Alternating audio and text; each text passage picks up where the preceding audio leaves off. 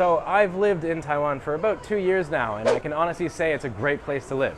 People are really nice, public transportation is affordable and super convenient, but you will probably find some odd things in your travels here.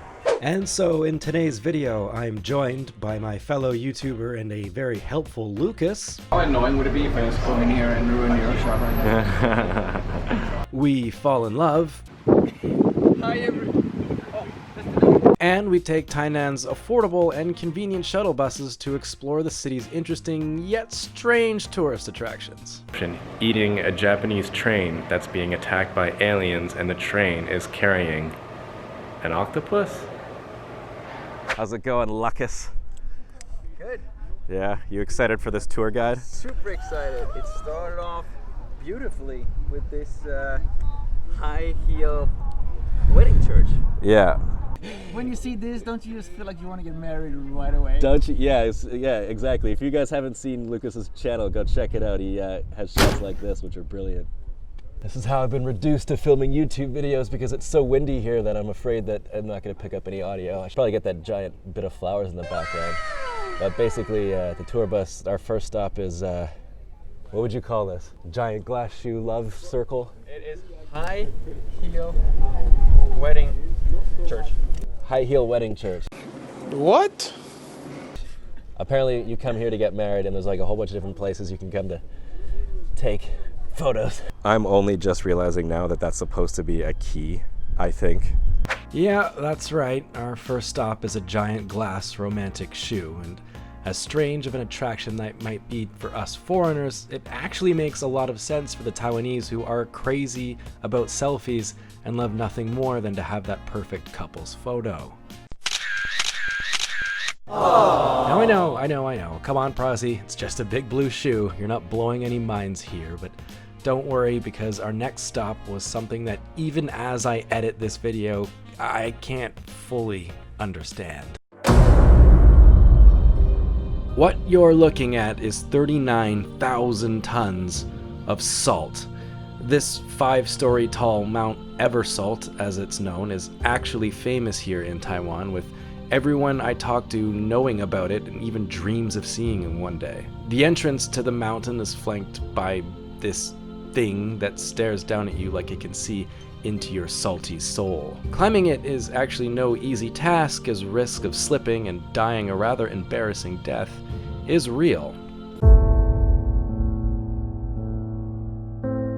Once you do get to the top, however, you'd be standing at the highest point in the Tainan West Coast Scenic Area, which is surprisingly flat for Taiwan, all providing a view of the fish farms peppered throughout the area. Okay, so behind me here is the Tegu Salt Mountain. And basically what it is they used to mine salt here for like 300 and something years, but they had to give it up. And now it just kind of sits here. It's apparently super popular with Japanese tourists because I don't know if this is true, but I heard the Japanese think that salt is like this purifying substance. And so for them, it's like this most magical, pure hill they go climb to like purify themselves. I'm not sure. It's 5 stories high and takes up an entire hectare of space. It's pretty cool. It is also very salty. As I walk around, as I climb the mountain, there's like salt particles that keep getting in my mouth, and I just had like a popsicle, which wasn't that good to begin with, but the salt just made it even saltier. But it's actually pretty cool. If you come here, you can climb all the way to the top. Accompanying the giant pile of flavor enhancer is a carnival thing that actually had me thinking a bit of home. This place does have a pretty strange feeling to it, like a kind of a weird atmosphere. See, in my hometown of Ottawa, Canada, every year we have Winterlude, which is like a winter-themed festival where you can go watch ice sculpting and ice skating, and it's just everything winter, you know, it feels very nice, and it's for the kids, you know, mostly, but you know, it's like something that we celebrate every year, and this kind of has that, except it's salt. So it still feels like a Christmas wonderland, except you're not looking at snow, it's salt, and it's kind of like this really strange place because in the back there's like an abandoned 80s arcade. It's not abandoned, people are still here, but nobody's using it.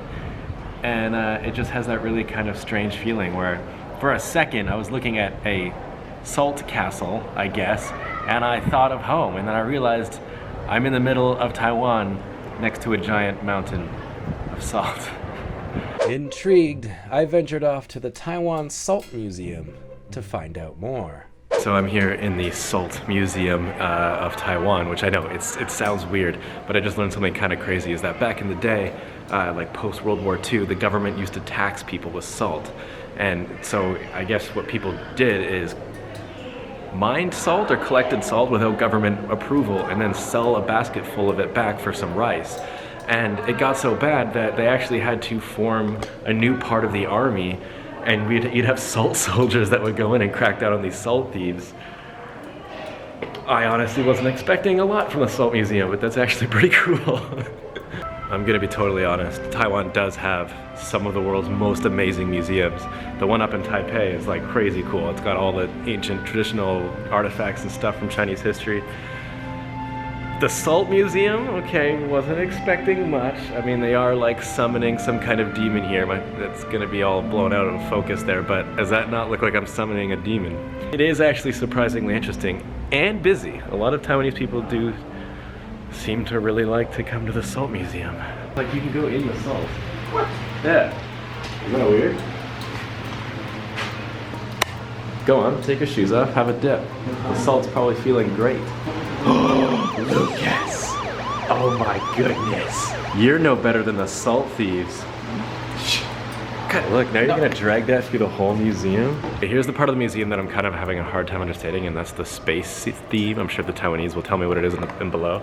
But there's a UFO above me, and then a giant monster, if you even want to call it that, we're kind of being generous with that description, eating a Japanese train that's being attacked by aliens, and the train is carrying an octopus?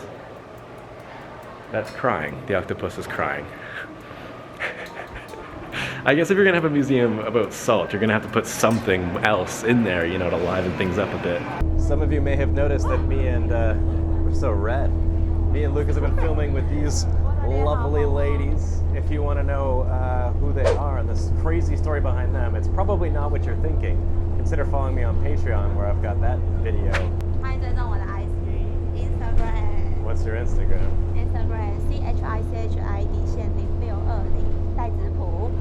Cool, I'll put it up here. Okay, so we're on the amazing shuttle bus here, and back at the Salt Flats, I bought these two snacks. This one is like red bean. Different? Yeah. That one's red bean, I think. Uh-huh. And this one is, it looks like meat, but I don't think it is.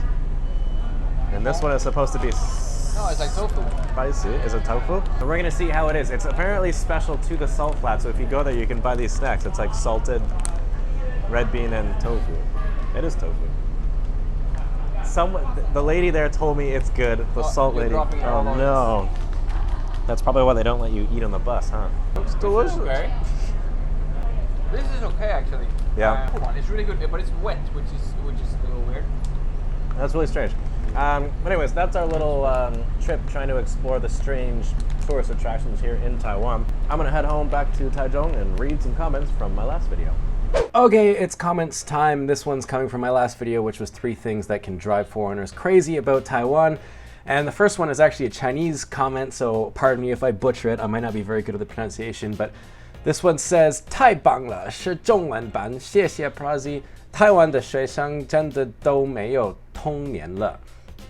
What she's saying basically is that in Taiwan, students, there's not really a lot of childhood for students here, and that's true. School is very difficult here for students, and it is changing. Taiwan is one of the more progressive Asian countries, and parents are becoming increasingly more understanding of the workload they put on their children. But there are still, you know, they still do have high expectations of children. And honestly, if I'm 28 years old, if I had to go through Taiwanese school, I would still be in school. Like, there's no way I would pass. It's really difficult. And that comment comes from Melissa. 10GSMS says, while even in the West, I noticed that especially prevalent among the first generation immigrants, like places like Korea, Taiwan, and even mainland Chinese, the phone thing is spreading everywhere. I still don't find it acceptable, and like you, I was raised to know that it was rude to pull out my phone while spending time with anyone, even for texting or a quick call, let alone watching YouTube. And he goes on to explain why he thinks that is. I don't know where it comes from, but there's a specific like place where this whole phone culture comes from.